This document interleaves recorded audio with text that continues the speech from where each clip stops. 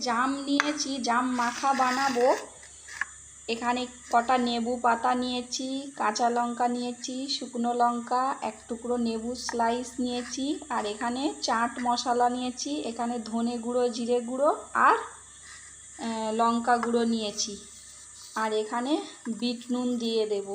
দিয়ে এগুলোকে ভালো করে মাখিয়ে নেব। লঙ্কাটাকেও ভালো করে আগে মাখিয়ে নেব। এগুলোকে ভালো করে মাখিয়ে নিয়েছি।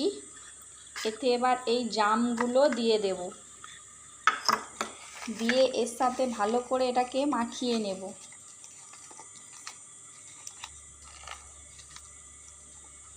এই নেবুটার রসটা নিচড়ে দেব। দিয়ে এটাকে ভালো করে মাখিয়ে নেব।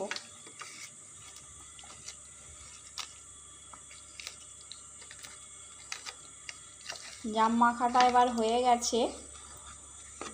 আপনারাও এইভাবে করে খেয়ে দেখবেন, খেতে খুব ভালো লাগবে এরকমভাবে জাম মাখা।